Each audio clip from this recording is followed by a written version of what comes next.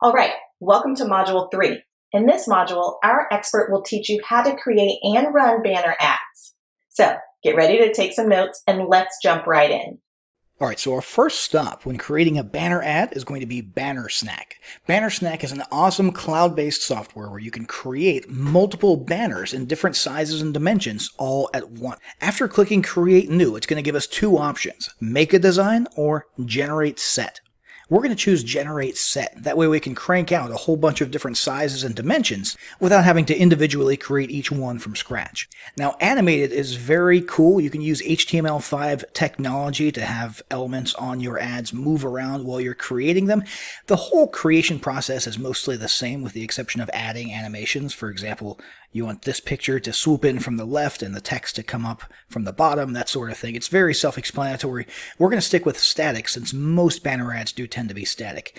And we'll choose Start with Static, and we will pick the different sizes that we want for our banner ad campaign. So let's go with medium rectangle, large rectangle, square, and portrait. And let's throw in wide skyscraper too, just so we can see how it turns out. We'll go to next. And we could start with one of these templates, which are actually pretty cool, but let's actually build this one from scratch, just to give you a better, more thorough experience with the whole design process. So the first thing we're going to need is sort of a core image. Now I've got an image here. I'm going to come over to New Layer and add. Actually, we'll come up here to My Uploads and we'll grab the image from here.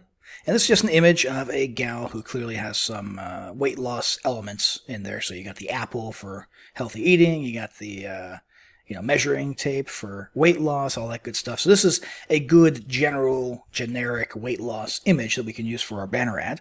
And as you can see, it's already put in the ads for us. All we have to do is individually move her around just a little bit. So in the, we'll continue to the next step there. Let's see. Let's generally say that we want her on the bottom edge of each ad, so we have to move her around less.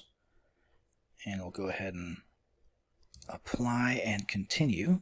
We could theoretically move forward from here, but let's go ahead and offset her a little bit. So for this one, let's move her over here, and let's increase the size a little bit. So crop and zoom and all that good stuff. And come back over here. We'll do the same thing here. A little bit bigger, off to the left a little bit. Same thing here, a little bit bigger. It's a little bit too big, actually, for that size. There we go. And for these ones here, I think these are actually pretty good. We could make her fill up a little bit more of the space if we wanted to, but I think it looks okay as it is. Now the next element is going to be text, right? So we'll come over here, New Layer, and we'll put a headline here. And you know what? We'll just say something kind of generic like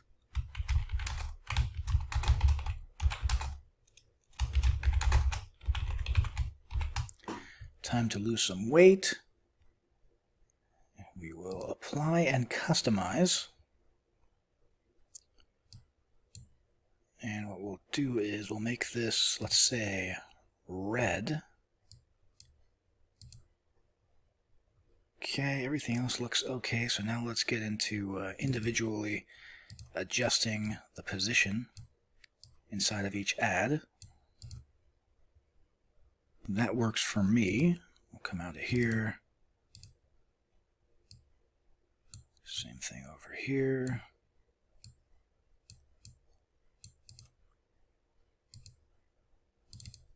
Same thing here.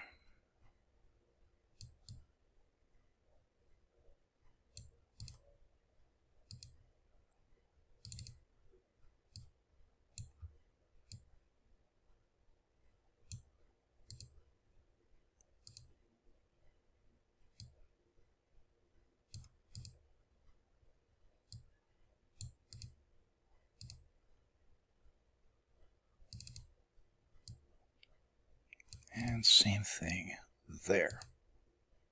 And finally, it's a good idea to add a call to action of some sort. So we'll just have a button, and we'll make it, let's say, bright blue, and we'll write, let's say, click here, pretty standard call to action. Continue to the next step, and we'll put it at the bottom of each ad.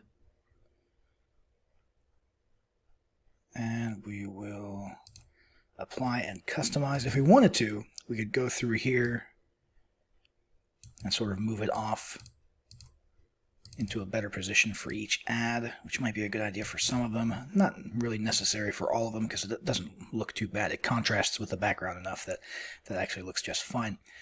So I think we're good here. So let's go ahead and save all. We'll call it Wait 1. Okay. Hit save. And then we can come here when we're back at the dashboard. Click download. And since we didn't really do the animated thing, these ones don't really apply to us. We'll just go with JPEG. We'll download those, and now we can move them into our Google display ad that we're going to create inside of Google Ads. So let's go ahead and click New. And we'll click on New Campaign. And this time, let's say we want to go for just website traffic. Okay, get people to a diet or fitness-related landing page. And this time, instead of choosing search, we're going to go with display, because we have a banner ad, right? 3 options to choose from. We can do display ads that actually show inside of people's Gmail accounts. We have smart display campaigns, which take a whole bunch of dynamic variables into account. And then we just have the standard one. We'll do standard for now. And this time, we'll use the same URL as last time. I'll just paste that here and continue. And we've kind of already been through this process in the previous module. Same basic thing, right? You can target pretty much anywhere in the world. We'll go with just the United States for this one. Target any languages. Focus on anything. In our case, we want to focus on conversions, which is always a good idea.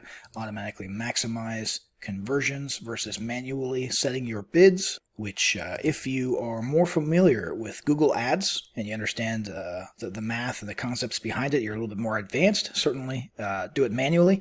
Also, if you understand the math of your sales funnel, okay, let's say it's not a new sales funnel, you've got a whole bunch of data existing on this sales funnel, you understand the initial order value, the average cart value of everybody who comes through, and so you understand how much you can afford to spend per conversion, and so on. You could certainly adjust that, but we'll just stick with automatically maximize conversions and let Google do the heavy lifting math-wise.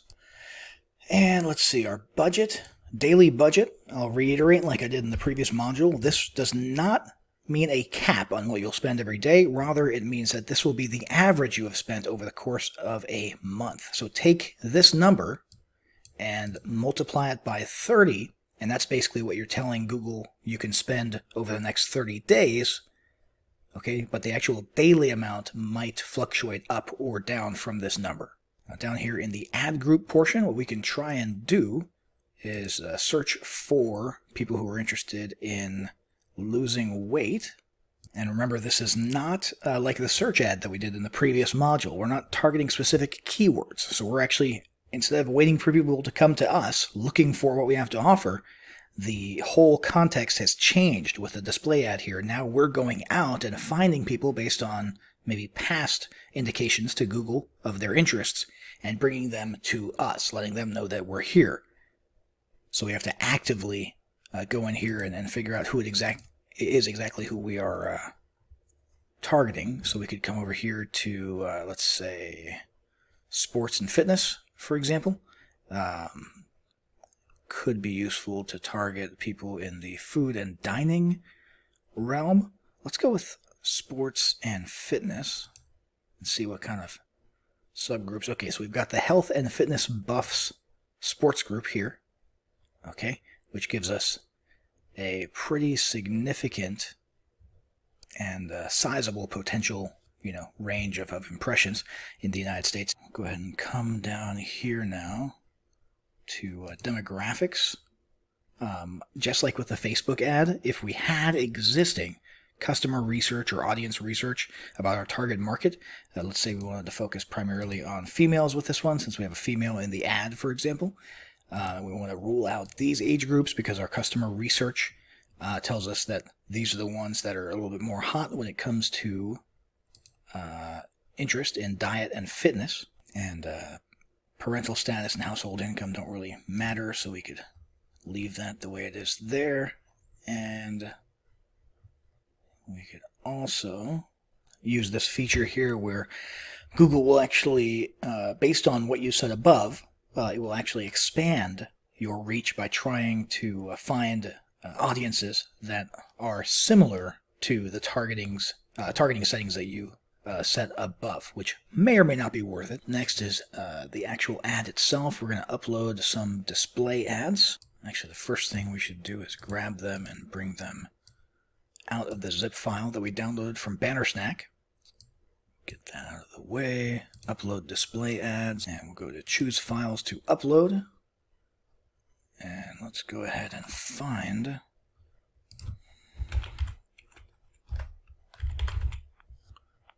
there we go, there's our folder. And let's grab all of these, open. Alright, there's our 5 ads. And again, we have that warning about the secure version of the URL. Okay, so we've got that, and there we go. We've got 5 different banner ads in different dimensions, so these will be able to go into different, a variety of spots on websites that utilize Google's display network, and we'll be able to get this in front of some people who are interested in losing some weight. We'll go ahead and click Create Campaign, and that'll bring us to the summary page, just like last time. We can review all the different parameters of our ads, and now we can go to Continue Campaign and monitor the results as they start to come in.